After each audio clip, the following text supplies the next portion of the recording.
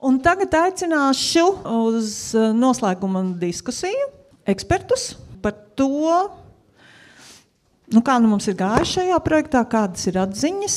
Un tātad sāksim ar tādu nelielu iesildīšanos, un tad pēc tam, protams, ir ļoti gaidīsim arī jūsu jautājumus vai provocējošas diskusijas. Tad ķeramies klāt.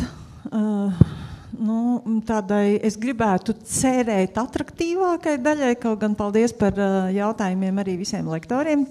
Visi bija ļoti vērtīgi un ārkārtīgi intriģējoši. Un es atļaušos tomēr stādīt priekšā mūsu ekspertus, tā kā es viņus saredzu, jo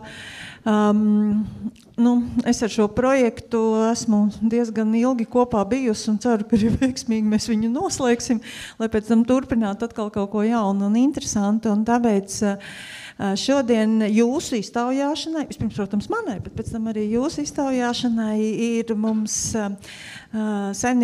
pilotsaimniecību pārstāvji, un sāksim mēs no mācību pētījuma saimniecību vecaudze, Indulis Ieviņš. Man uzreiz jāatvainojas par familiaritāti, ka es laiku pa laikam iebrācos, vai Induli tam nebūs jautājumi, jo saimniecība ir Zemnieku saimas ļoti, ļoti labs sadarbības partneris jau ilgstoši, tieši dažādos projektos. Un tāpēc dažkārt atļaujiet man dažas atkāpes no pieklājības un vienkārši pavaicāt Induli, vai tev nav kādi jautājumi, jo Indulim jautājumi vienmēr ir, bet es viņam uzdošu vienu sarežģītu jautājumu.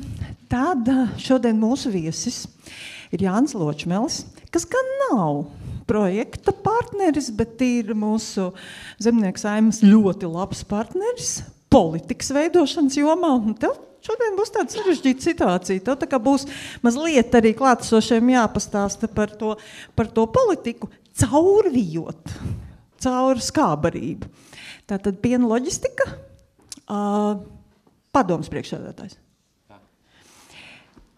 Tad vēl mūsu kompāniju bagātina Gins Gžibovskis, Zemnieku saimniecība Lācīši. Un Gintam būs pavisam tāda sarežģīta misija. Viņam vajadzēs nostāties divās kurpēs, jo saimniecība ir izveidojuši vecāki, un Gins ir turpinātājs, tātad jaunās asinis.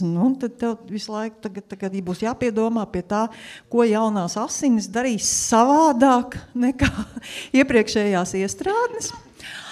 Un visbeidzot, Jānis Mūrmanis, Zemnieku saimniecība Murķīši, ļoti, ļoti labs mūsu projekta sadarbības partneris, tāpēc, ka viss jauns, tāpēc, ka viss ir interesanti, tāpēc, ka eksperimentē kā traks, un mums vienkārši ar viņu ir ļoti interesanti, jo viņš ir ļoti atsaucīgs uz dažādiem eksperimentiem, tā kā mēs no tevis arī publiski gribēsim dzirdēt, ko tu tur esi saeksperimentējis. Tā, iepazīšanās ir veikta. Es varbūt, kā ir tas teiciens, atkausētu ledu. Sākšu ar jautājumiem.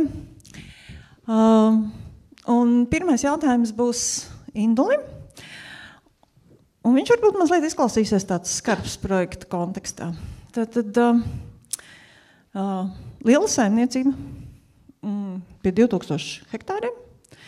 Milzīga pieredze skābarības gatavošanā, prot visu, ir lucērna, ir kukurūza, ir gadiem izmēģinājumi. Un tagad pie viņa ierodas 3 eksperti, sataisa diezgan tādus sarežģītus sejas izteiksmes un saka, viss ir labi, bet klibo menedžments.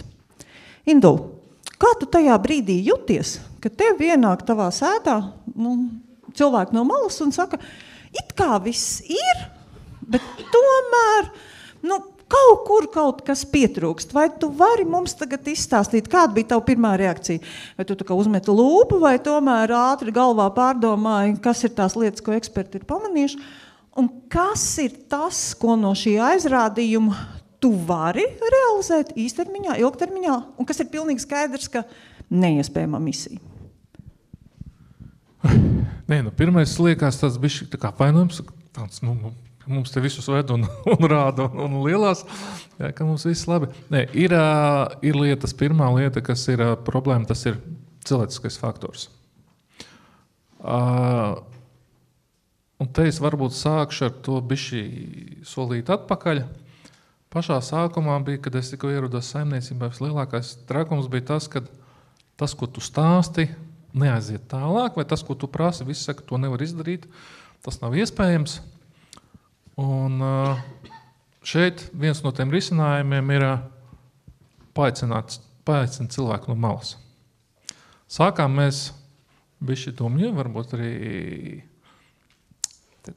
Ievi Pamutis laikam, mums tas viens no pārstāvjiem, jā, bet mums ir tāds Uldis no Rīlatas, nu, tad viņš vēl skaitās no Agreras, večiem skaitās, kur paaicinās, saka, nu, pastāsti maniem večiem, kā darīt pareizi, mani viņi nedzird. Pirmajā reizē varbūt tur bišķi viņš kaut ko arī šķība stāstīja, bet tagad ir atmācījušies, visu ļoti labi un pareizi dara. Un viņiem foršas bildes, smuki pastāstījumi, kā saka, to lietu izstāstīt un parādīt. Un tas bija tas variants, ka pēc pirmās tādas, nu, mums, kas saka, lekcijas večiem, kas saka, traktoristiem, tie, kas pļauj, vēd zāli, mīca, pārsedz vai pat priekš sagatavo skābarības bedri, pārsedz bedri. Pēc tās pirmās lekcijas, ja pirms tam veči teica, šito nevar, to nevar dabūt gatavu, tur slīpumi un vēl visādas, nu, kā saka, atrunas, ka nu, nevar tādu izdarīt, ka varam izdarīt tā kā pavecam, kā pieraduši. Ka pēc tās pirmās lekcijas jau tā dzirdu, ka veči jau savā starpā, tā kā kasa pakaus jau, nu varbūt mēs varam tā kā pamēģināt un kā. Tad mēs viņu, to puisi ar paaicināju arī uz pirmās kaudzes likšanu, parādīt, kā pareizi sagatavot skābarības bedri, plēvis, kā pareizi salikt, lai viņas nekrīt nost, kā pareizi rakt tā saucamās sekcijas, teiksim, nu, visus tos darbus, ko kā darīt, kad ir cilvēks no malas, nevis, kas saka, savējais, ja? Ka to svešo cilvēku labāk uzklausa. Un to es ar visiem pārējiem vienmēr tagad cenšos stāstīt, ja jūs nedzird, aiciniet cilvēku no malas. Ja? Viņu izdzirdēs, un mums tagad ir tā, kad ir pirms sezonas katras sākuma taisam mazu kā pasaka, semināriņu saviem darbiniekiem, ja? Kur parāda dažādas bildes, gan no mūsu saimniecības, gan no citām saimniecībām, kur Uldis ir bijis. Ja? Parāda, kā ir labi, kā ir slikti, ja? un dod salīdzinājumu. Un tagad jau ir bieži vien jau veči, kas saka, kad aiziet pie kaudzes kaut ko aizrādīt, vai kas viņš saka, tu te nelien nemaisies, mums Uldis šitā lika, mums šitā taisīja, mēs liekam tā kā mums mācīja. Ja? Un tā kā tas krietni uzlabojās. Nu, tātad, ja drīkst saušais atlikums lielās saimniecībās, kur pats saimnieks gluži nespēja piedalīties visos procesos, tad eksperts no malas, kurā bieži vien ieklausās, nu, tā kā varbūt atbildīgāk nekā vadītājā, pie kuru gadiem ir pierasts. Gint, es saprotu, ka jūsu saimniecībā šādu problēmu nav, jo jūs paši pārvaldat visu, paši arī strādājat līdzi. Kas tev bija tāds atklājums, jo nosacīta, ka eksperti ieradās tavā saimniecībā, tad šķita, īsti nebūs aiz ko aizķerties. Skābrība tiek sagatavot ļoti labas kvalitātes, ir pilnīgi skaidrs, kas ko dara. Jā, Iveta, kad ieradās eksperti pie manis saimniecībā, man arī tā likās, kad manā saimniecībā viss ir kārtībā, ka mēs visi pieķeramies kopīgiem spēkiem, skatāmies, analizējam, kā notiek skābarības likšana un daram visu pareizi. Un tad, kad ieradās eksperti, tad bija tāds neliels sitiens zem jostas vietas par to, ka atbrauc eksperti un paskatās, pieķer vienu tādu neizdarību, atrod tādu vienu knifiņu, par ko pajautāt, kāpēc, kas nav, aizbrauc līdz skābarības bedrēm, paskatās, kas un kā notiek, kas varbūt ir kārtībā, kas nav kārtībā, un vienvārds sakot, iedod skatu no malas, kā tas viss ir, un parāda uz lietām, kuras ikdienā, darot ikdienas lietas, neuzskati par vajadzīgām, kam sekot līdzi. Pieņemsim, vai tur uz pārsegumiem viss ir kārtībā, vai tur, pieņemsim, kādi putni nav paspējuši kādu izdarīt, vai arī tur lietus ir noskalojis smilts pārsegumu zemo materiālu. Un vienvārds sakot, ja tev liekas, ka tu visu dari kārtībā, tādā gadījumā nav par sliktu apskatīties vēl pāra reizes, vai tur tiešām tajā procesā viss notiek tā, kā tam vajadzētu. Un līdz ar to ar interesi sekojam līdz notiekošajam nozarē, gaidām ekspertus, kas atbrauc pie mums ar kādu gudru padomu, kādu viedokli no malas, un arī nepārtraukti skatāmies un cenšamies uzlabot procesu, ko un kā darīt. Jā, tā tad arī būtībā menedžmenta pieskatīšana, vai viss ir tam, kā tam būtu jābūt, un tad nāk nianses. Jā, nu kā ir ar tevi? Tu pats visu dari, tā tad tev nav ko vainot, jo īsti nav arī ko piesaukt eksperti, jo pats visu zini labāk. Kā tev iet šajos projektos? Tu tā kā apstiprini to, ko tu jau dari, vai tomēr pateicoties šai salīdzinoši lielajiem ekspertu, tādam, es teiktu, gan blice. Jā, tad, jo, kā jūs jau dzirdējāt, mums bija unikāla iespēja atšķirībā no kolēģiem Igaunijā un Latvijā piesaistīt 3 ekspertus, katru savā jomā. Mans iegūms no šiem visiem projektiem pirmkārt ir iegūt jauni labi draugi, kaut arī tie eksperti, kuriem var uzzvanīt jebkurā brīdī un pajautāt kaut kādus sāpošus vai interesošus jautājumus. Atšķirībā varbūt no citiem, es esmu bioloģiskā saimniecība, tad man bišķi ar tiem minerāļiem un pārējiem tas ir grūtāk. Ieteikumi ir daudz un uzsūc to informāciju no ekspertiem. Tāpat runājot par skābarību ziņā, jāsāk ir ar Ivetu, kuru mēs pagājušajā gadā caur šitiem projektiem mēs daudz zemes analīzes noņēmām, un caur tām zemes analīzēm, kas jau tur man tur zemē ir, tad ar Ivetu mēs izrunājām, kādus mēs mēsījumus varam sēt tur iekšā, kādus es varu sēt iekšā, un skatoties šajā pavasarī, diezgan zālais ir labi pārziemojis un ir tikai vajag tagad bišķi siltumu, lai būtu augums, jo mūrs ir liels. Kas vēl tāds izstīsies. Tāpat piedalos skābarības projektos ar Ivetu, un ir labi rezultāti. Es tā uzskatu pie sevis un caur visiem projektu braucieniem es uzsūcu un mēģinu kaut kādu eksperimentu taisīt. Šopavasar bija paredzēts uztaisīt krustenisko sēju, kur sadalīts izsējas norma uz pusēm, bet ir krusteniskais. Bet šā pavasara stihijā un tāda silto pavasari nosacīties, neko tādu neesmu izdarījis, jo laiks ir tāds, kāds viņš ir, bija jāiesēja laicīgi. Kaut kā tā. Daudz informācijas ir iekšā un tikai vajag laiku, lai attīstītu to visus eksperimentus. Tāpat arī no zemes uzlabošanai šogad zirņus sēju, daudz jau sēju, man šis gads būs pirmais, zaļmēslojumu kaut kādus eksperimentus uztaisīju līdz 20 hektāriem un zirņi 10 hektāri kaut kā tā. Kaļķošana? Kaļķošana arī, bet vēl līdz galam nav sakārtos man. Bet kaļķo? Jā. Jā, tagad tāds varbūt sarežģītāks jautājums Jānim. Šie ir tavi biedri, šie ir tavi, kā lai saka, klienti, jo gal galā, tātad piens ir biznes. Ļoti, ļoti atšķirīgi. Kā tu no kooperatīva puses skaties uz šo, būtībā piena ražošanā, es teiktu tādu galveno pīlāru, rupjās barības sagatavošana. Katrs pats tiek galā, jūs esat priecīgi, ka piedalās projektā, jums ir kādas idejas par to, kā jūs kā kooperatīvs varētu vēl šo te kvalitāti uzlabot. Sarežģīts jautājums, bet mēģini. Pamēģināsim, jā. Par projektiem, par izglītošanos, par pieredzes apmaiņu, protams, ka tas viss ir vajadzīgs un vienmēr vērtīgi un noderīgi.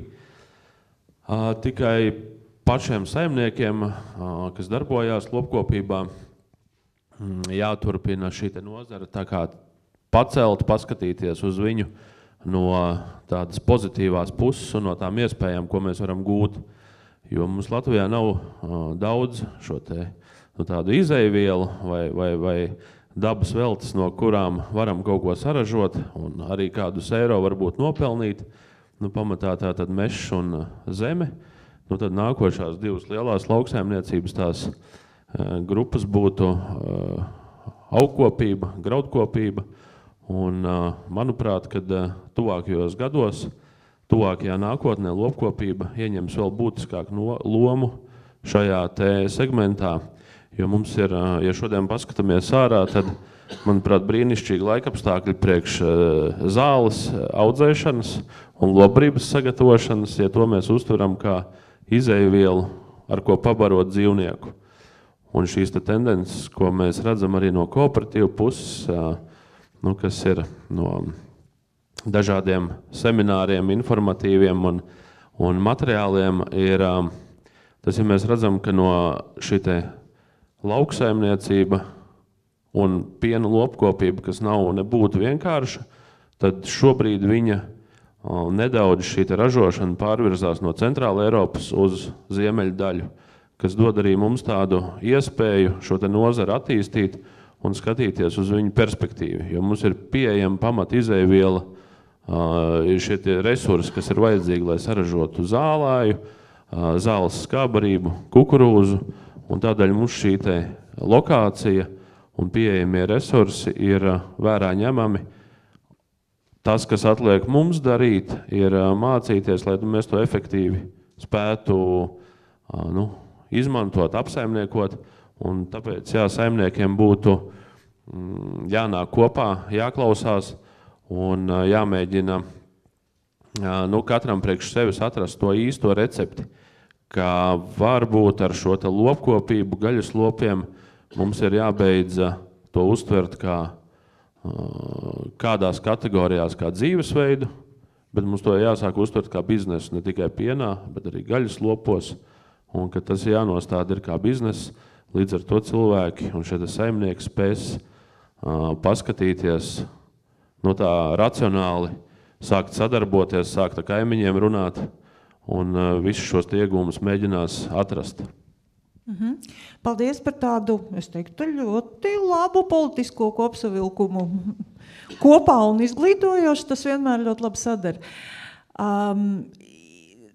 Pirmais rauns ir riņķi. Varbūt kādam jau ir kāds jautājums klātesošiem. Droši celiet roku, ja ne, es turpināšu uzdot savus jautājumus. Jā, Ieva, paldies. Man šajā projektā skābarības ekspertam, kurš ņēma paraugus, man bija interesanti iepazīt visas saimniecības. Dažas jau drusciņi zināju, dažas bija jaunas, bija laba lieta aitu saimniecību iepazīt, un arī otrs interesanti iepazīšanās bija ar Jāni.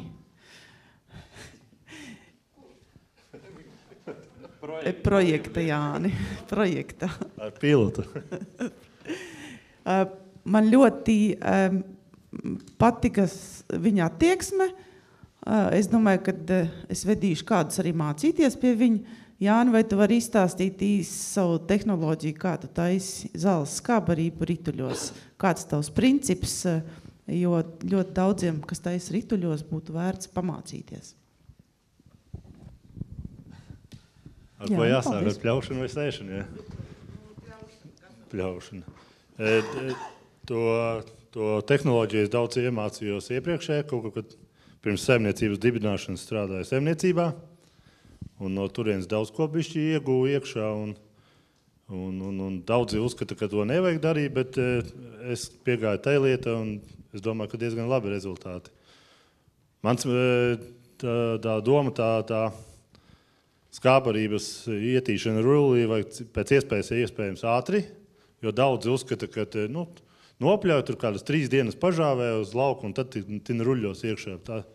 tur tā vērtība zaudēsies, bet mana tehnoloģija ir tā, ka ir pļaušana, uzreiz aizmugurē ir ārdīšana, nu, tad skatos, vai tiešām to diennakti līdz 2. vakaram var izturēt vai nevar, un tad vālošana, presēšana, un pēc iespējas ātrāk tajā tīklā, tajā sietā dabūt iekšā plēvē. Ko vēl tur piebilst? Nu, vēl kaut ko piebilst, kamēr viņi uzdos papildinošu jautājumu. Es durvīm labāk parunāšu, šitam man jādod jautājumu. Īsu komentāru mēs taisījām analīzes pēc pļaušanas un pirms savākšanas. Un tas, kā Jānis ar savu metodi varēja nožāvēt āboliņu septembrī, kas tā jau ir sulīgs, no 16% sausnas viņš ar ārdīšanu septembra mēnesī nožāvēja līdz 34%. Tas, es domāju, ir sasniegums labs. Nu, vai nu tev ir super talants, vai tiešām kaut ko es apgūstu. Tad nevaram īsti saprast, kā šo komplimentu tagad uztvert. Tagad pārējie druģēni domā, vai arī viņiem sanāk tikpat labi, ja? Vismaz attiecībā uz to, ko mēs daram ar rituļiem. Tas ir arī no mātes dabas. Ja padot to laiku un tāds ir labs, tad ir, jā. Man varbūt atšķirībā no varbūt lielākiem zemniekiem ir tas, ka man ir sadrumstaloks un man nav tik lieli lauki. Es nevaru nopļaut kaut kādus 70 hektārus uzreiz. Tāpēc es varbūt arī varu iegūt kaut ko vai labāk. Jo, cik saprotu, lielās saimniecībās, kamēr tu sāc vienu, tad īsti nevar izšķirties, vai tu sākt vākt vai nesākt vākt. Tas viens ir pa slapju, tad ir labs un tad ir atkal pa sausu. Man varbūt ir tādā ziņā, ka mazi lauki varbūt tāpēc.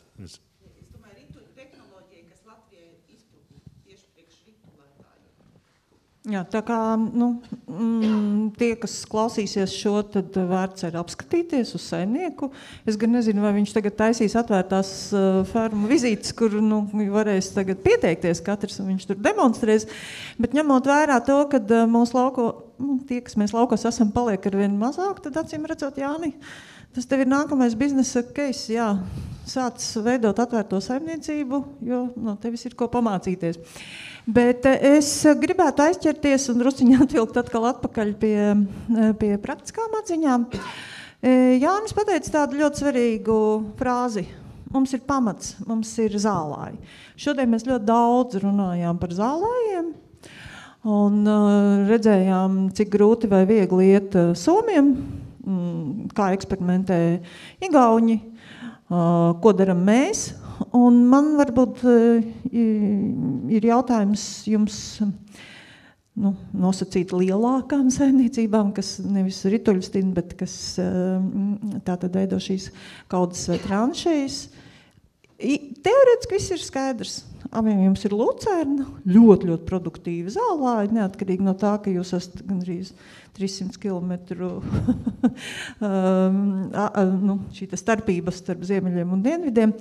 Vai bija kaut kas tāds, ko projekta gaitā jūs paņēmāt un mēģināsiet maķenīt savādāk realizēt savās saimniecībās kā līdz šim?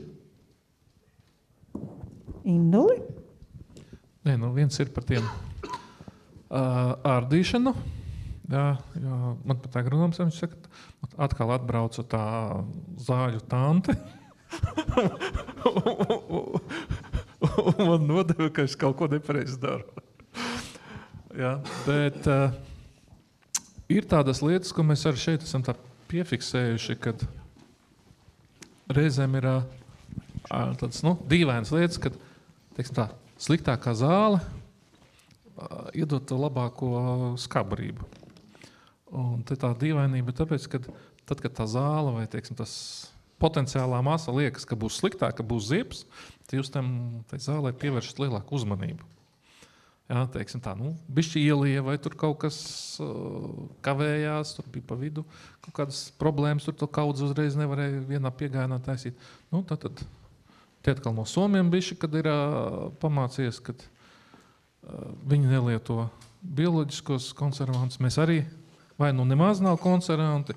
Ja ir ziepes, tad mēs liekam ķīmiskos konservantus. Tad uzliek tos. Un parasti sanāk tā, ka tā štruntīgākā zāle mums iedod vislabāko barību, kā saka, kur nav nekas ne maitājies, ne teiksim, arī lopiem labāk garšo, tā kā tādas lietas. Labi, bet jauni maisījumu veidi, eksperimenti? Eksperimenti baigie nav. Pie maisījumiem ir viena tāda lieta, ka mēs laikam, pasāksim zālājus sēt nevis pavasarī, bet rudenī. Rudenī tas ir kad? Augustā. Tā ir vēl vasara. Tūlīt kā labību, kā novāc. Mums mācīja, ka septembris varētu būt bišķi pa vēlu, bet ir laba pieredze, kad, teiksim tā, kad iesēj rudenī, tad pavasarī tev jau ir pirmais pļāvums. Jā, tev nav jāgaida, kamēr tā zāle augās un nav tik daudz jācīnās ar nezālēm. Problēmas mums tur ar ziemesraps, kas mēģina pārņemt, jā, bet tādā ziņā tas tāds ir bišķi viens jaunums, ko mēs pasākam. Ļoti labi. Tas nozīmē, ka lucerna kā bija tā palika, kukurūza, es saprotu, ka Vecauts ir viena no aktīvākajiem eksperimentētājiem ar dažādām šķirnēm, dažādiem FAO skaitļiem, un līdz ar to tur jums bagātība ir uzkrāta liela. Vēlā sēja. Paprastīsim arī ekspertam. Bet pirms jautāju Ivetai, ko viņa par to domā, es vēl Gintam gribētu arī šo pašu jautājumu uzdot. Kas, Gint, būs tas, vai ir jau tas, ko jūs esat paeksperimentējuši savos zālājos? Pirms ekspertu ierašanās mums likās, ka mēs zinām daudz, bet pēc sarunas ar ekspertiem mums radās atklāsme, ka ir vēl kaut kas, ko mēs nezinām, un kaut kas, kam vēl vairāk ir jāskatās pakaļ. Pēc sarunas mēs secinājām to, ka kaut vai mēs cenšamies ielikt šo skābarību ātri, ātrumam ir nozīme un nepieciešams ielikt vēl ātrāk un vēl kvalitatīvāk, lai tur būtu gan augstāka kvalitāte, gan arī šī pati skābarības bedre viņu varētu sagatavot 2 dienās, nevis iepriekš 3 vai līdz 4, kā tur sanāca. Un tā rezultātā esam gājuši uz lielāku izmēru, uz lielākām blietēšanas jaudām, uz blietēšanu ar dubultajiem riteņiem. Tā īsti tas nav mīts, ka tā nevajag darīt. Ja aizmugurē ir adekvāts svars, tad tādā gadījumā noblietēt ar dubultajiem riteņiem var, un noblietēt ar dubultajiem riteņiem sanāk ātrāk un var daudz lielāku laukumu un vairākas reizes pat nobraukt tādā ziņā. Un, protams, tas viss arī uz to ieviešanas ātrumu tādā veidā atspēkojās, jo, ja bedre ir sagatavota priekš skābrības pieņemšanas, tādā gadījumā kravas dienā var pieņemt arī vairāk. Jā. Tad ir arī viens jauninājums, ko mēs esam ieviesuši, kad šajā pašā zāles smalcinātājā driverim ir pietiekoši daudz laika, lai viņš varētu aizpildīt veidlapu par to, kāda zāle nāk iekšā šajā pašā skābarības bedrē, uztaisīt kopsavilkumu, kuru mēs beigās apkopojam priekš skābarības tranšijas pases, un tādā veidā saprotam, kas tur ir bijis pareizi, kas tur nav bijis pareizi, ko mēs varam uzlabot un kā labāk mums nevajadzētu darīt. Un, jā, tas ir tāds viens jauninājums. Un kopumā, ja viss sistēmas menedžments, kā jau Induls teica, tajā brīdī, ja mēs jūtam, ka tur būs tādi nepatīkamākie laikapstākļi, mēs iespringstam vairāk. Mūsu gadījumā arī tieši tāpat ir, kad tajā brīdī, kad ir sliktāki laikapstākļi, tad sanāk diezgan bieži sagatavot arī labāku skābrību, jo tiek izdarīts vairāk un labākā kvalitātē nekā tad, ja tur tām jautājumam tā kā mazāk pieseko līdz. Tad viennozīmīgi jāmonitorē, kā notiek ārdīšana, vai ārdīšana ir nepieciešama vai nav nepieciešama skābrībai, un cik tālu uz priekšu jāiet pļaumašīnai pirms ārdītāja un pirms paša skābarības novākšanas procesa. Tur ir ļoti daudz nianses. Es uzdevu viņam jautājumu par zālāju. Viņš mums veselu monologu par par menedžmentu. Tā kā, mēs griežamies kā gribam, bet tomēr katrā tipa saimniecībā ir sava veida izaicinājumi, un acīm redzot, lielā saimniecībā tas ir un paliek menedžments, un tie zālai, kas ir izveidoti, acīm redzot, kalpo ļoti labi. Ivet, es varētu atbildēt par zālājiem, tikai pastāsti vēlreiz jautājumu. Paldies, jā.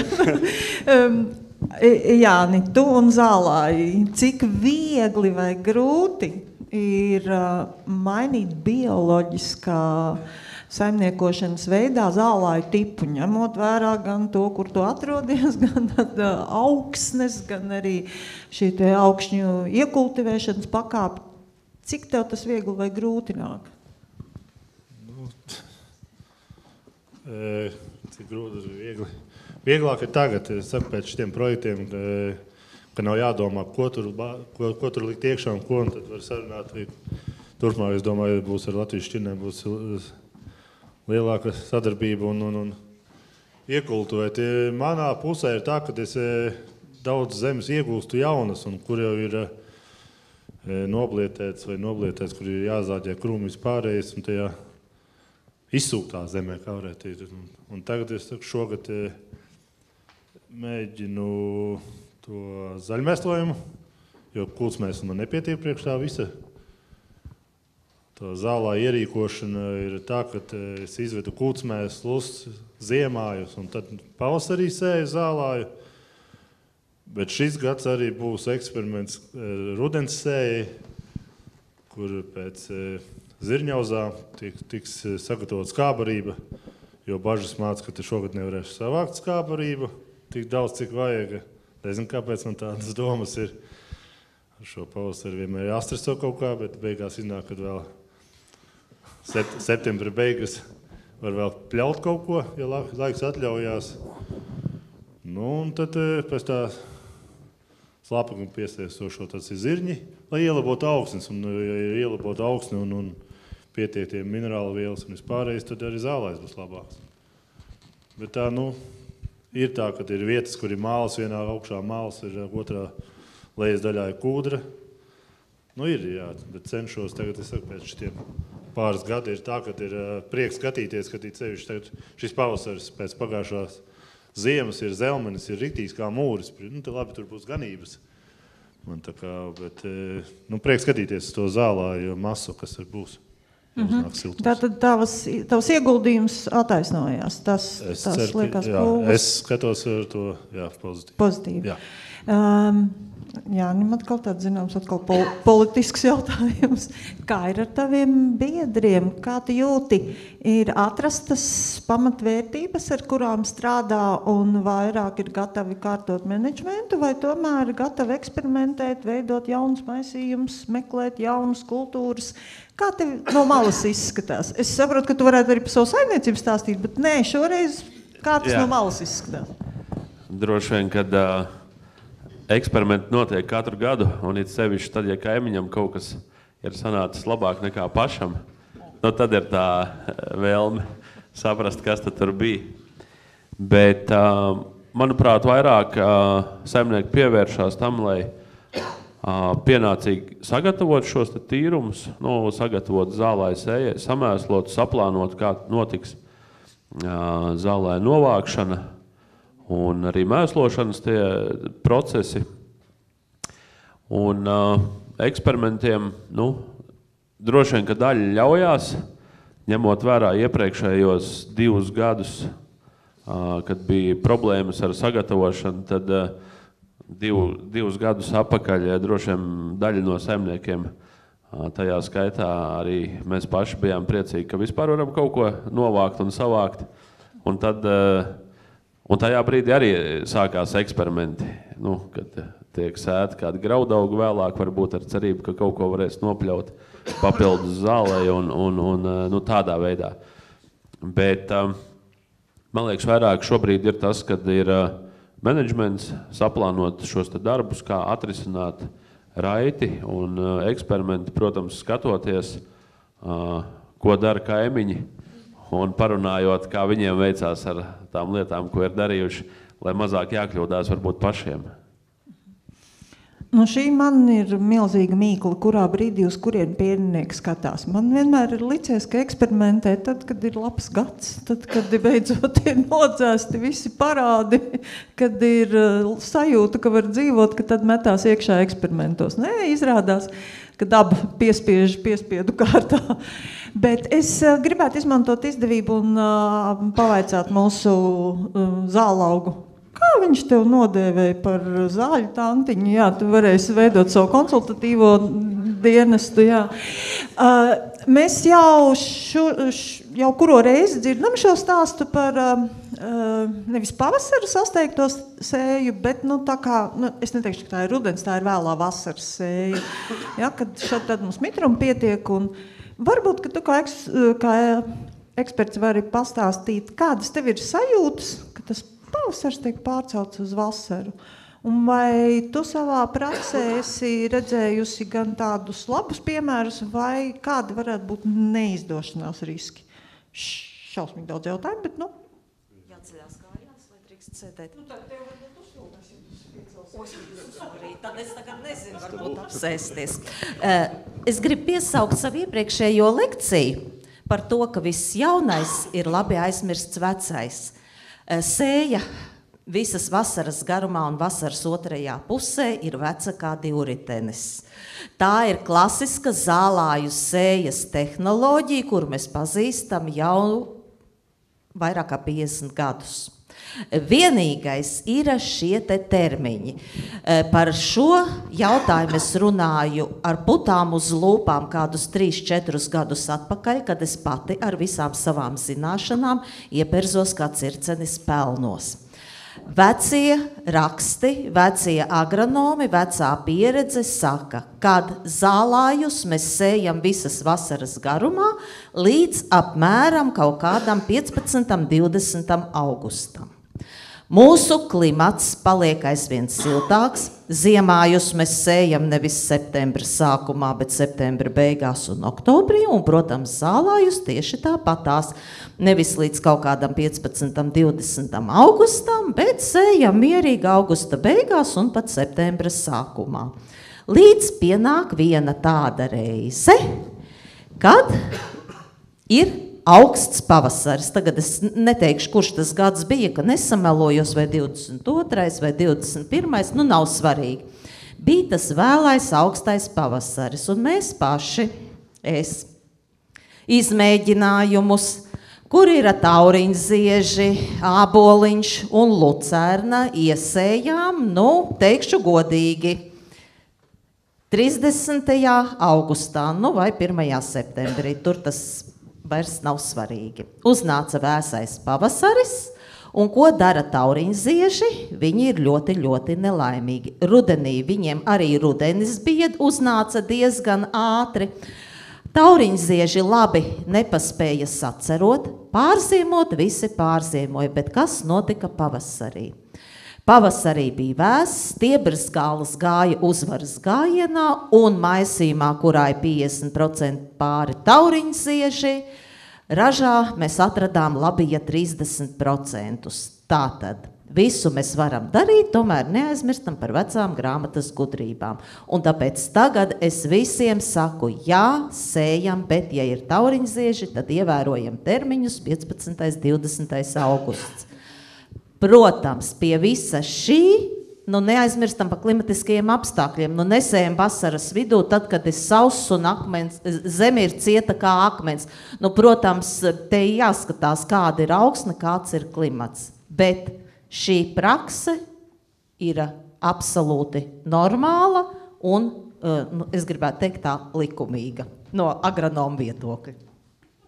Un starp citu sēklaudzētāji mēs paši arī ļoti bieži sējam zālājus vasaras otrā pusē priekš sēklaudzēšanas, jo mēs vasaras pirmajā pusē sakārtojam lauku, atbrīvojam viņu no nezālēm ar dažādiem agrotehniskiem pasākumiem, un tā kā vecauce ir Latvijas dienvidos, mēs tiešām ar Indu par to runājam, tas ir pilnīgi un pat ļoti ieteicams. Arī, lācīši ir kā teica, 200 km attālumā, un viņiem veģetācijas sezonas starpība ir burtiski 2 nedēļas, tieši tāpatās kā Murķīšos Jānim. Starp Vecauci un šīm 2 saimniecībām ir 2 nedēļas, bet vienkārši nevajag atlikt līdz tam 20. augustam, ja klimats un nokrišņi atļauj, daram to kaut kādos augusta pirmajā pusē, bet uz priekšu. Mans atbalsts. Lācīši sēja līdz 1. augustam. Vidzemes ziemeļaustrumos. Šķita, ka kaut kāda aktualitāte. Nē, paprasiet cienījumam ekspertam. Viss jau pirms jums jau ir bijis un izdarīts, un citi jau ir izeksperimentējuši. Tā kā atliek vien loģiski padomāt, paldies, un strādāt. Vai ir kādi jautājumi radušies? Jā.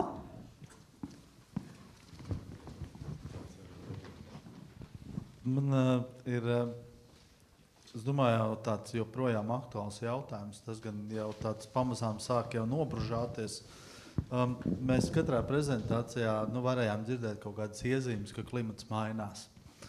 Un vai jūs tā kā skatāties tajā virzienā, domājot par, piemēram, kaut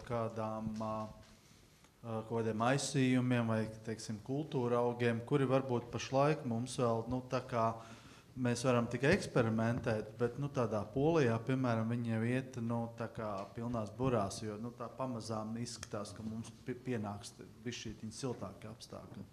Līdz ar to, gan domājot par kultūra augiem, gan varbūt arī par kaut kādu, es nezinu, ūdens apsaimniekošanas pusi. Es nerunāju par meliorāciju, varētu domāt tā kā uz apūdeņošanas pusi, vai kaut kas par to ir domāts vai nē, jo necik sen atpakaļ bija gan ļoti slabi mitri apstākļi 17. gadā, gan ļoti sausi 18. gadā, kas bija, it sevišķi lopkopībai ļoti sāpīgs laiks, un līdz ar to, vai mēs tā kā sākam lēnām gatavoties kaut kam tādam, vai, kad nāks, tad jau domās. Jā, sarežģīts jautājums. No vienas puses eksperti saka, nepārspīlējiet, mēdz būt, ka klimats tomēr ir Latvijai tipisks. No otras puses klimata pārmaiņas, kur ir šīs te ļoti straujās svārstības starp ļoti augstu mitrumu un ļoti zemu mitrumu. Kādas ir sajūtas? Vai jūs varat šim kaut kādā veidā gatavoties vai pretoties, vai komplicēts jautājums? Pacentīšos atbildēt no savas pieredzes ražošanā. Jā, protams, šādi eksperimenti notiek un šāda pāriešana arī uz siltākiem klimatiskajiem apstākļiem. Tā ar vienu kāju mēģinam visu laiku tajā procesā iet iekšā, bet tajā pašā laikā negribam aizmirst, pieņemsim, aizmirst 22. vai 23. gads bija tas, kad 1. septembrī apkure bija jāslēdz klāt. Tev noteikti bija savādāk, kā man neskaties, es esmu dienvidos. Mums Gulbenes pusē, tur 1. septembrī kaut kā 22. gadā laikam bija tik augsts, ka tur veģetācija pilnīgi apstājās un kukurūza nosala. Bet tas viss ir darāms tikai kaut kādās normas robežās.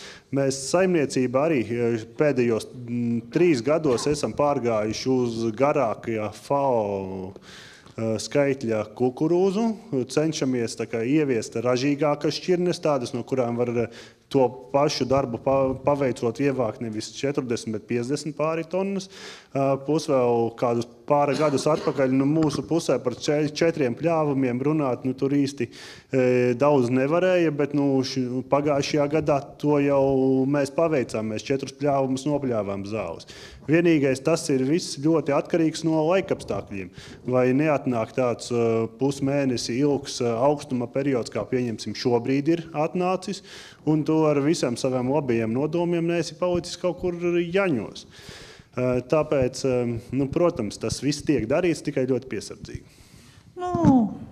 Koklus pļauj 5 reizes mēnesī, tur dienvidos. Induli, kā tu tur dienvidos mēģini pielāgoties? Mēs esam bišķi skeptiski, sevišķi kaut kādām jaunām kultūrām. Mēs lielāku uzmanību pievēršam šķirnēm. bišķi agrotehnikai un pievēršamies pie tā, kad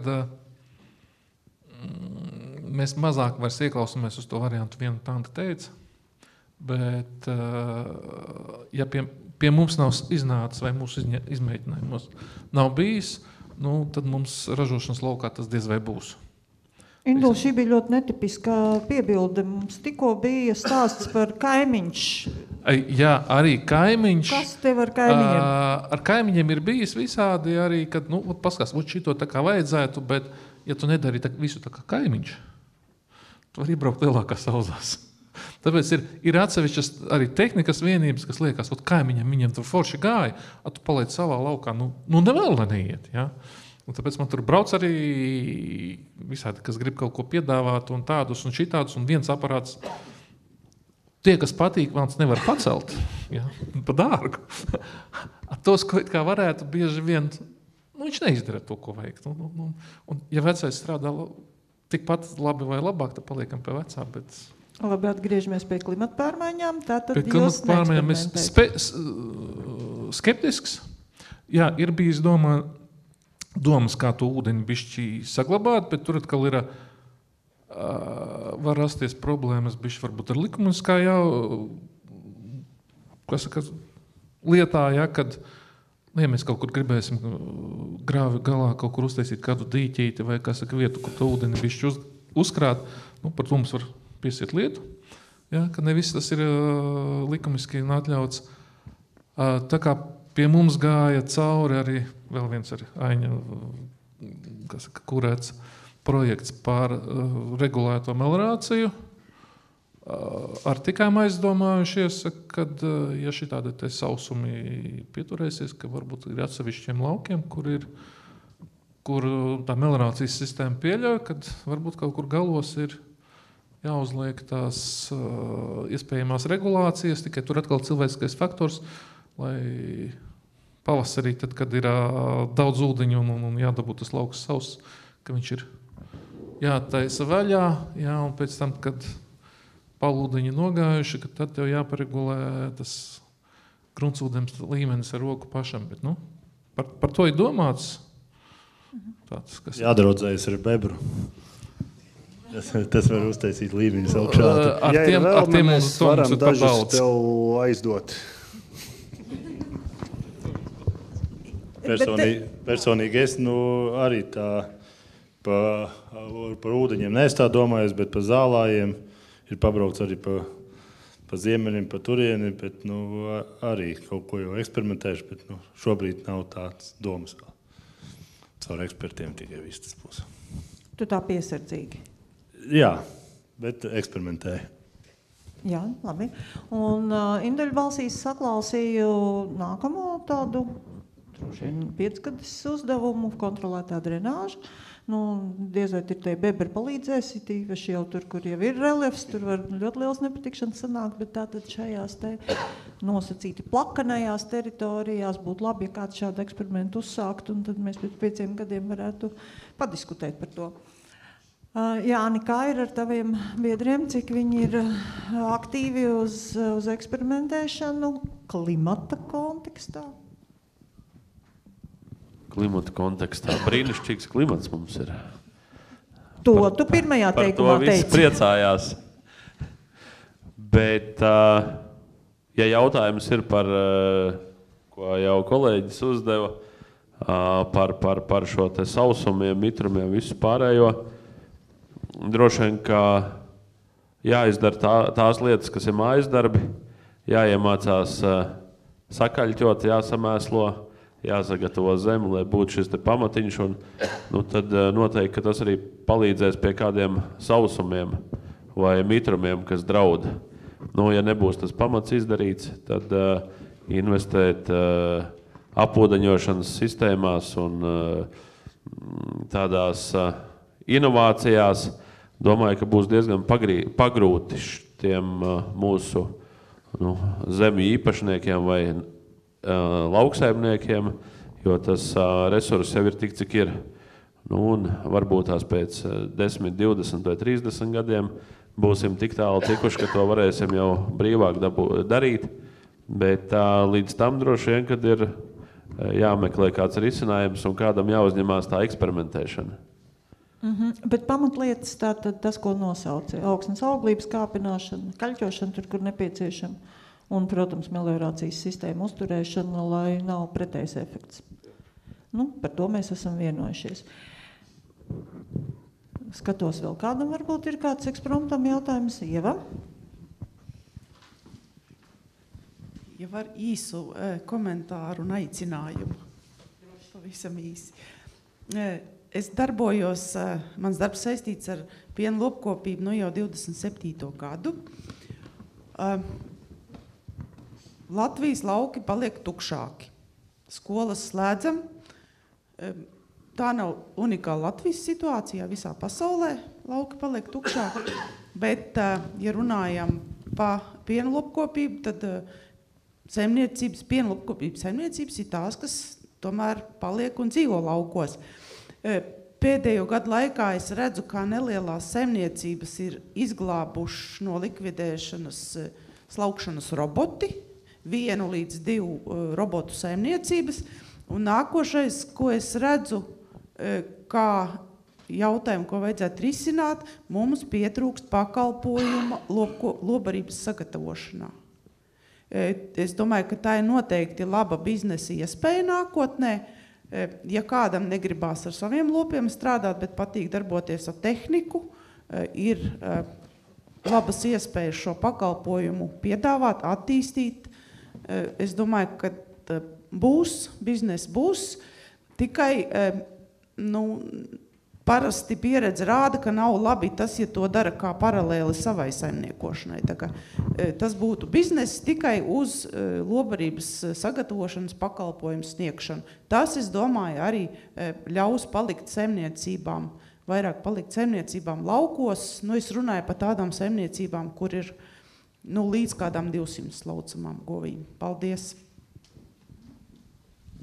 Jā, paldies Ievai par komentāru. Es gan šo uzreiz atkal izmantošu kā jautājumu. Jā, tev būtu iespēja ņemt pakalpojumu. Kādu? Kas pietrūkst? Vai ko tu būtu gatavs deleģēt citiem, lai šo te menedžmentu vēl veiksmīgāk? Pakalpojums pietrūks. Man personīgi saimniecībā pietrūks sēšana. Pašam sēmašīnas kārtības vēl nav, bet aizlienēju.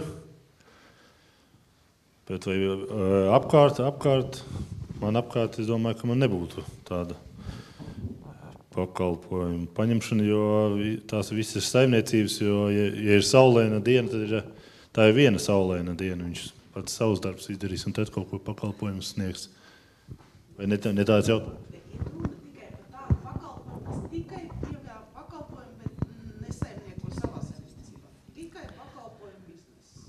Tiem, kas nedzirdēja, ko Ieva komentēja, tātad mēs šobrīd sapņojam, ka nevis kaimiņš brauc pie kaimiņa piestrādāt, bet ka mums ir uzticama kompānija, kura spēj piedāvāt pakalpojumu tad, kad mums to vajag.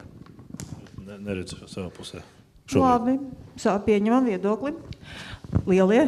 Manā pusē ir saimniecības, uzņēmumi, kas ar to nodarbojās. Es pats arī šobrīd pērku pakalpojumu kūtsmēslu izvešanā no lagūnas. Un ir bijusi sadarbība arī ar zāles smalcināšanas firmu, kas nodarbojās tikai ar zāles smalcināšanu, bet tiklīdz kā mēs nopirkām savējo zāles smalcinātāju, tas īsti vairs nav aktuāli šobrīd. Bet uz kūtsmēslu izvešanu es pat ieteiktu izmantot šādus pakalpojumus. Un ir saimniecības, kas ir paņēmušas šo tehniku, un viņai īsti nav līdz galam noslogota.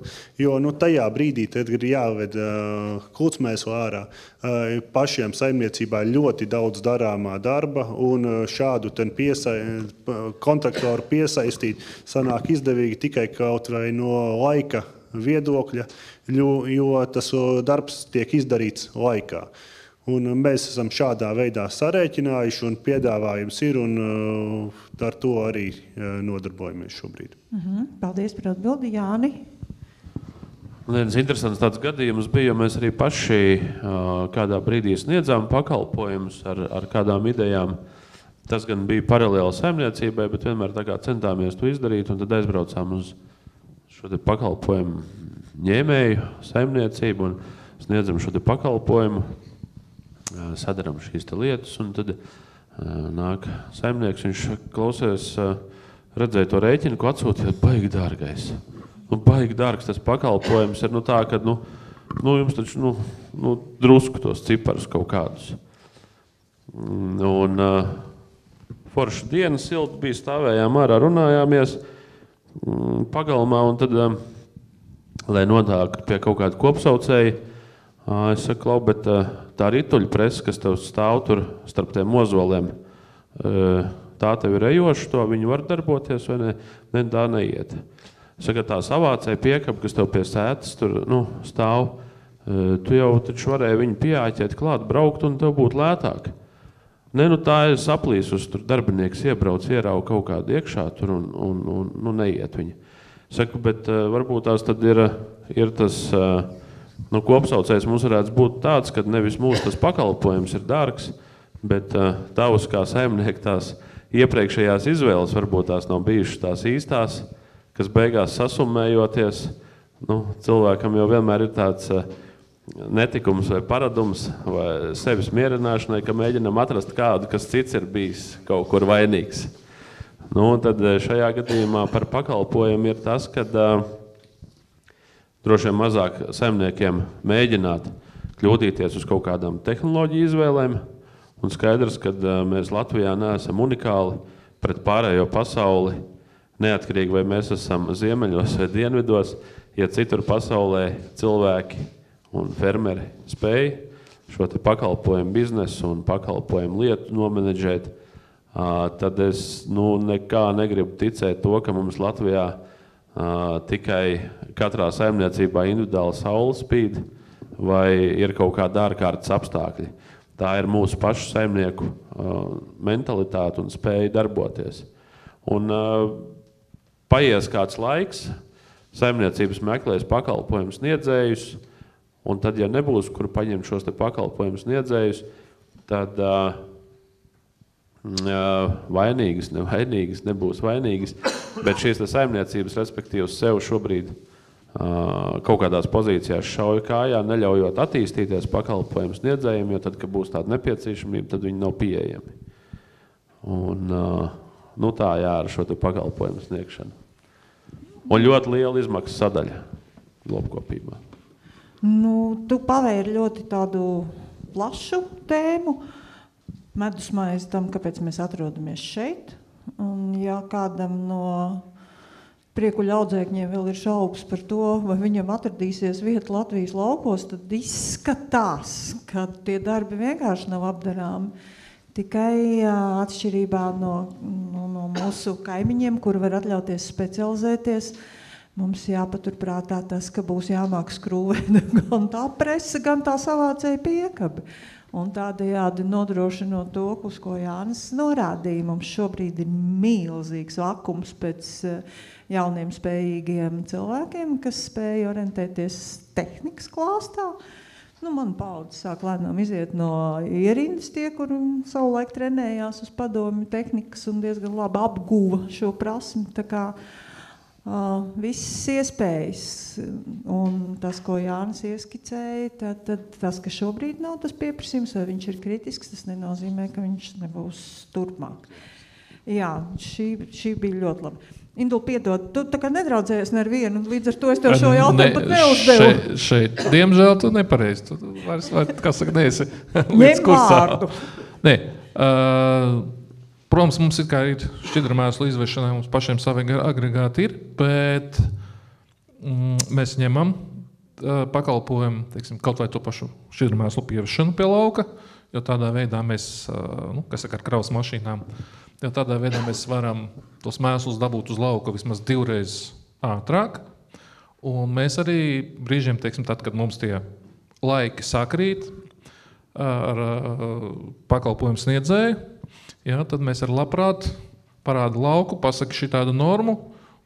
Un vairs galva nesāp ne par tehniku, vai viņi tur saplīsi, vai tur večiem, kas tur brīva diena vai vēl kaut kas. Es zinu, ka tas lauks man būs nomēslots un viss būs kārtībā. Un tur, teiksim tā, ja mēs paši savu mēslu mūcām braucam, tad kaut kādas 300 tonnas dienā. Ja mums paņemam no malas mašīnas, kas pievada mēslus, tas ir 500 līdz 700 tonnas dienā mēslus mēs varam izvest. Ja es parādu lauku, viņi ar trubiņu sistēmu 1000 tonnas dienā. Ja? Pavisam citi apjomi. Plus vēl pašlaik arī spiestā kārtā nācās iegādāties, protams, kukurūzas sēmašīnu jaunu, bet, teiks tā, pa citām cenām no Ukrainas. Bet, ja tagad es tā pareiķinu, ja man būtu jāpērk tāda sēmašīna, kā es gribētu, vai tur Amazon vai Vedrštats vai kas,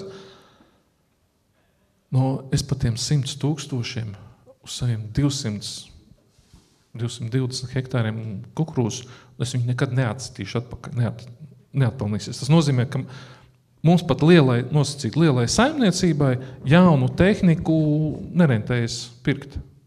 Ja? Tas pats ar tiem pašām speciālajiem šķidrumēslu iestrādes agregātiem. Uz tiem mūsu apjomiem tā ir izšķerdēta nauda. Un pašlaik jau atkal mums ir problēmas ar tiem pašiem smalcinātājiem.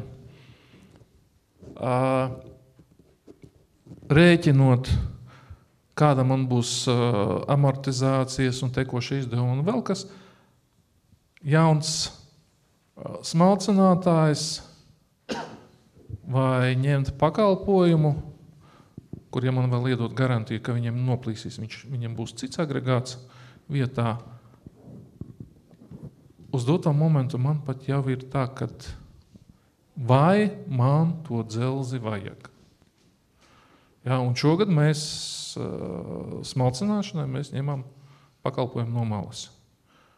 Un ir vēl pāris lietas, kas vēl tā domu gaitā, bet te ir tas variants, kad atkal tam pakalpojumu sniedzējiem viņiem vajadzīgi pietiekoši lielu apjomu, lai viņš var pastrādāt gan pie manis, gan vēl kaut kur, teiksim tā, lai viņš šo tehniku var labāk nostrādināt.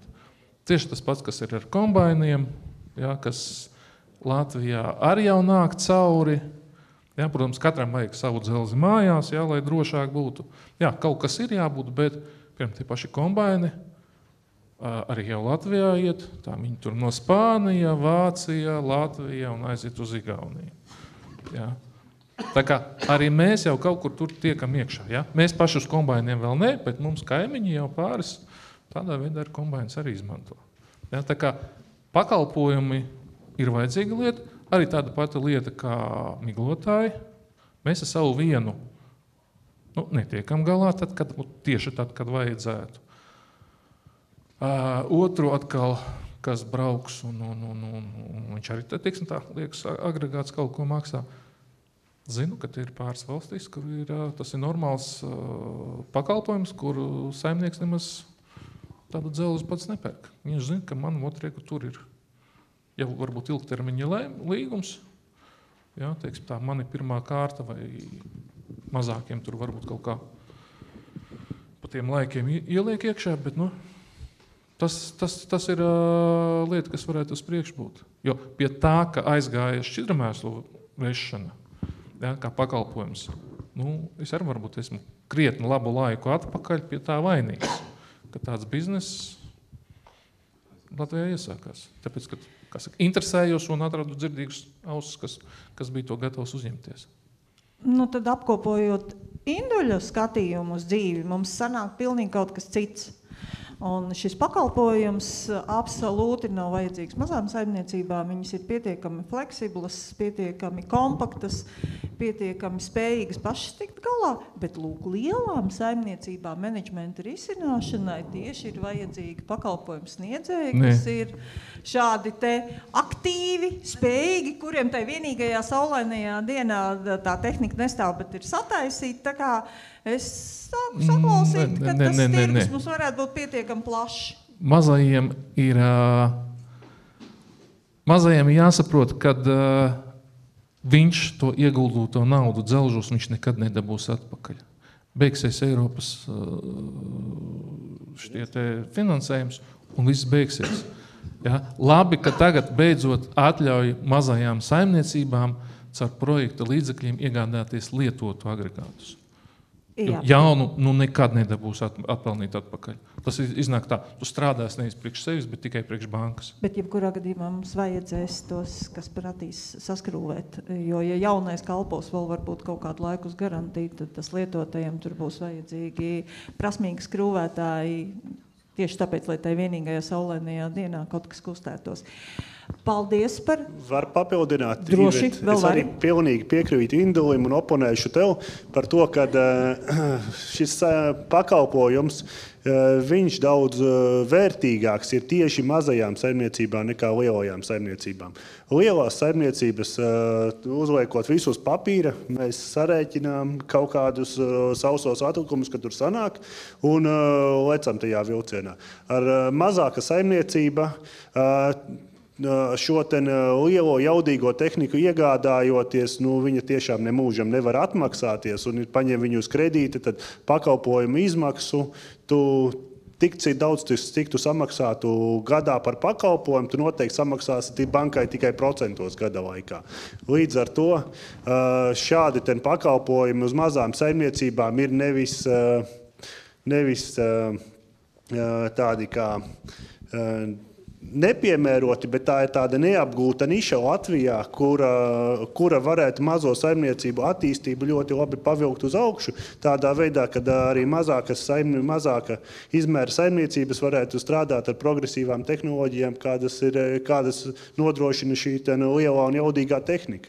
Tāpēc šī ir ļoti tāda perspektīva niša gan lielo, gan mazo saimniecību segmentā. Un tad esam vienojušies. Visiem ir vieta zem saules. Jā, paldies. Mums tomēr ir kāds jautājums.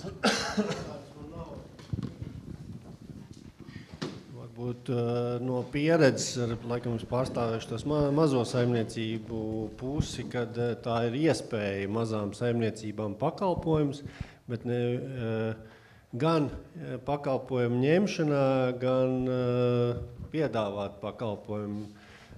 Es sākot saimniecību iegādājos agregātu, kurš tanī brīdī manai saimniecībai bija par lielu un nepiemērots, un varbūt, kā kaimiņi teica, rupji, kāpēc tev to vajag? Jā, bet es kaut kā saskatīju, ka tas ir gan man iespēja, gan kaimiņiem iegūms, un tāpēc es arī daudziem līdzīgi lielumu saimniecībām iesaku, kad ja tu pēc to dzelzgabalu, tad atrodi veidu, kādā viņš būs piemērots gan kaimiņiem, gan tālākiem kaimiņiem. Tā kā, jā. Es esmu kā mazais zemnieks, bet es sniedzu ļoti daudz un dažādas pakalpojumus tīri tā, lai tā tehnika nestāvētu šķūnī un nekrātu putekļus, bet iegūt arī ieguvumus sev un kaimiņiem. Paldies! Tā, dažkārt vajadzīgs ir uzbrauciens, lai dabūtu labu atpakaļsaiti. Es arī bišķiņi gribēšu kā skolotājs par tām prasmīgajām darba rokām. Kādreiz bija profesija, kas bija lauksaimniecības tehnikas mehāniķis, kur bija respektīvi mehāniķis operators, un tas bija ļoti izdevīgs priekš saimniecībām. Šobrīd ir palikusi profesija, kas ir operators, lauksaimniecības tehnikas operators, atslēdznieks, lopkopis, agronoms, viss vienā maisā. Man liekas, tās prasmīgās rokas šobrīd ir tā nedaudz sašņorētas visiem tiem jauniešiem, jo viņiem ir apjoms tik liels, ka viņi netiek galā vairs. Bet ne gluži par to es piekritīšu kolēģim par tām mazajām saimniecībām, tāpēc, ka katra lielā saimniecība, kas nopirks tehniku, vai otrs variants, ja būs tikai pakalpojums sniedzējs, tad es šaubos, ka 3 lielas saimniecības dalīsies, un viens gribēs saulainā laikā smalcināt skābarību, un otrs gribēs pa lietu braukt, jo tas viens pakalpojums sniedzējs nespēs to visu izdarīt. Bet mazā saimniecība sev varēs, nopļaut pa starplaikiem sasmalcināt, un pēc tam aizbraukt pie viena lielā, pie otra, un tas mazliet savādāk strādā. Tas tāds mans redzējums, iestarpinājums, bet jautājums, piemēram, šiem kungiem vairāk varētu būt par to, kā jūs skatāties uz melorāciju, jo kādreiz senos laikos kolhozā bija dziļirdinātāji, ar kuriem tika pacelta augsnes virskārta, principā 70-75 cm dziļumā, vilka dziļirdinātāji pa lauku un to zemi nedaudz pacēla. Jo šobrīd ir tā, ka pie minimālās augstas apstrādes visi brauc ar lielāku tehniku pa lauku. Tā tehnika tiek nopresēta, respektīvi zeme tiek nopresēta. Un gruntsūdens, kāpēc ļoti daudzās vietās parādās, piemēram, ūdens problēmas tajās pašās dzeramajās akās un visur citur. Tas gruntsūdens vai lietus ūdens, kas ir noticējis, viņš nevis nonāk zemē, bet viņš pa zemes virskārtu notek melorācijas grāvjos, aizsūcās, aiziet, un gala finālā ir tā, ka paņemam ekskavatoru, parokam, tur izrādās, ka pusmetra dziļumā ir pilnīgs tūkstnesis un putekļi. Vai jūs, teiksim, mēģinat un to zemes virskārtu kaut kā uz augšu paceļat tomēr? Jā, paldies gan par vērtīgo komentāru, gan arī meklējiet varbūt atbildes. Mēģināšu. Te ir runga diviem galiem, un te ir vajadzības bišķi arī tomēr zināšanas. Pirmais, kas, starp citu, man liekas, varbūt arī pietrūkst mums arī izglītības sistēmā, kad vajadzētu bišķi pagriezties atpakaļ uz paskatīties 60. 70. varbūt vēl 80. gadu mācību literatūru un tiem puišiem iemācīt, kā pareizi braukt pa lauku. Man lielas cīņas iznāk ar večiem mācīt, kurā vietā ar arklu, teiksim tā, ka braucot ar arklu, ar traktoru nedrīkst atdurties pret lauka malu. Jā, jo pabrauciet par lauka malām, jūs redzēsiet, ka ir tāda viena svītra lauka malā, jums, teiksim tā, tehnoloģiskās lietas nāk pret ceļu, kur nekas neaug un mūžīgi stāv ūdens.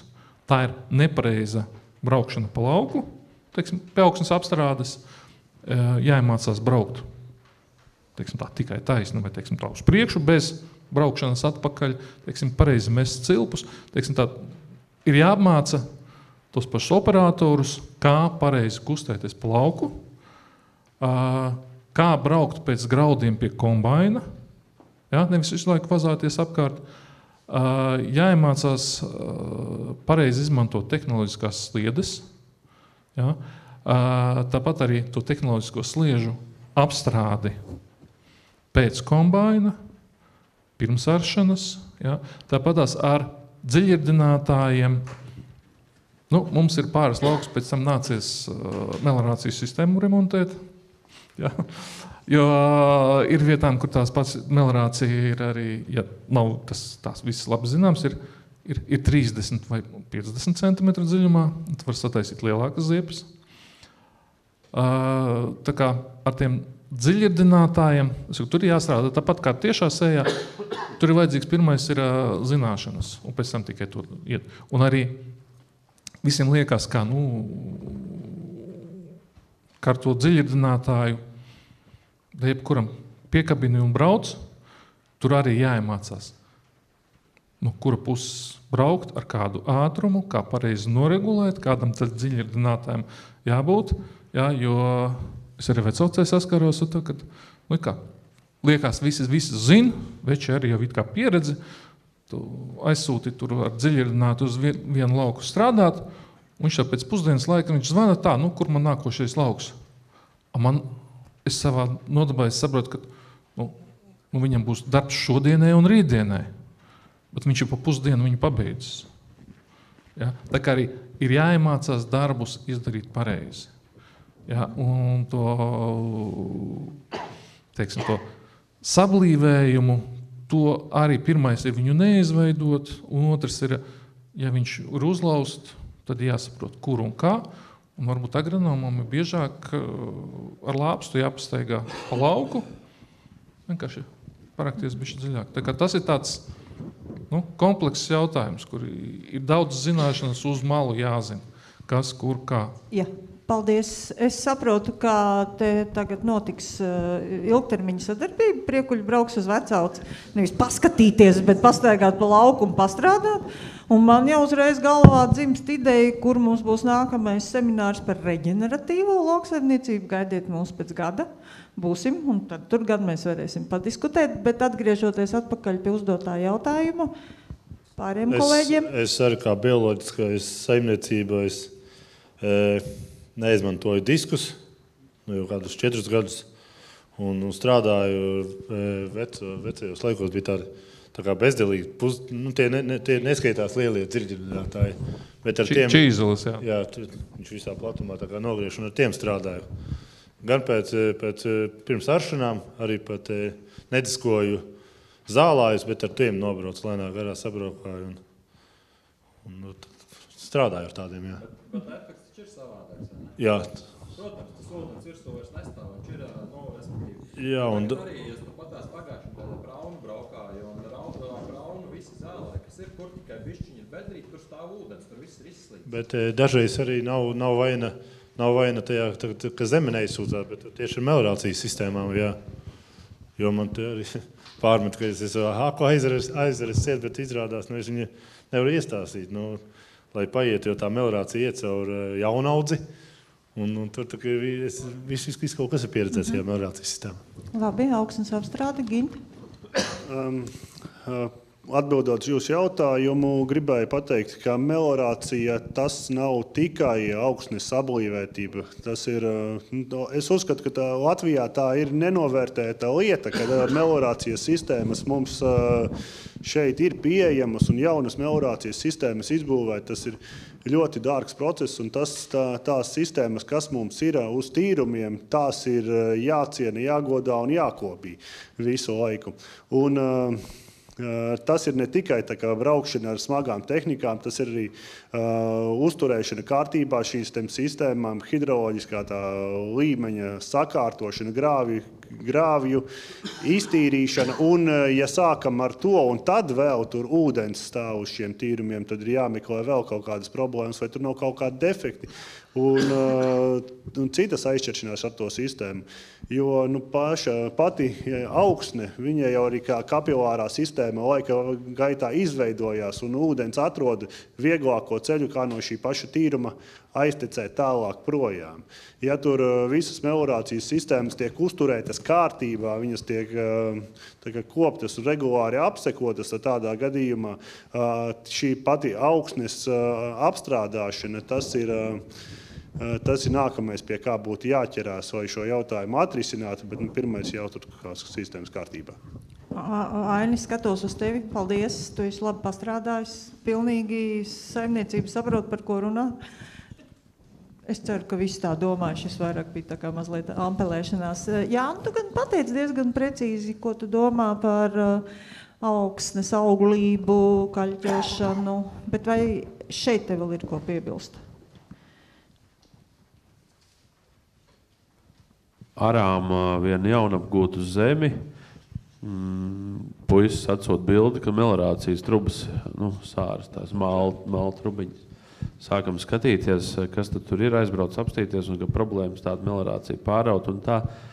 Bet tad, kad uz vietas apskatījos, tad sapratām, ka vienkārši tie vīri, kas tajā 70. vai 80. gadā bija likuši meliorācijā, viņi bija aizmirsuši to māla trubiņu, to krāvumu ielikt zemē iekšā. Viņš bija palicis blakus tai zīmētai līnijai. Tāpēc, jā, bet meliorācija, jā, ir jākop, jādara. Esam aizgājuši arī tajā virzienā, ka pēdējo 2 gadu laikā esam atteikušies no kādām nomas zemēm un nomas maksu ieguldam īpašumu meliorācijas sistēmu, grāvu tur tīrīšanā, kopšanā un tādās lietās. Jā, šis bija interesants teikums. Es nezinu, tas man jautājums ir lielākajam, bet to sablīvēšanu es zinu, ka viens tās saucamās jaunās tehnoloģijas, ātrās sējas, tu 1 gadu sēju, 2 gadu sēju, 3 gadu, tad tu tiešām tu pēc tam vēl tā dzirdināšana vajadzīga, ne tā?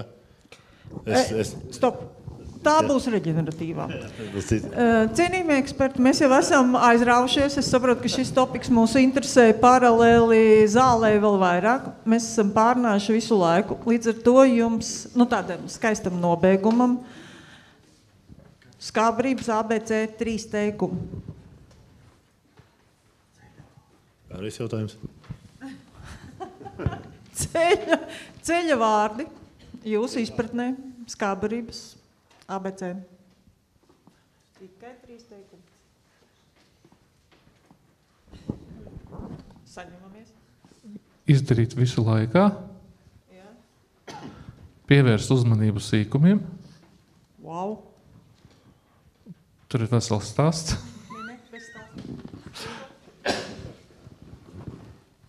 Kontrole. Paldies, Indula. Jā. Lopkopība, bizness ar visām iespējām, skābarība kā izejviela un gaišais skats uz nākotni. Paldies. Laba skābarība nav nejaušība. Labs zelmenis, labs mēslojums, labs menedžments un laba darba izpilde. Rezultātā rodās tāds gana labs rezultāts, ar kur beigās visi apmierināti. Un tomēr arī laba skābarība, tas ir pats lētākais piena ražošanas pamatresurss, un to tomēr vajadzētu celt godā. Paldies. Mans būs atbilstoši zālē maisējums pēc zemes augsnēm. Laikā savākt skābarību. Un manā saimniecībā, kas ir nepieciešama, tā ir pareizā transportēšana uz māju. Paldies ekspertiem. Es pieļauju, ka es nerakstīšu garo atskaites reportu. Man ir 12 vērtīgi teikumi, ar kuriem, manuprāt, mēs varam šodien arī pielikt reknu punktu. Paldies jums visiem par pacietību.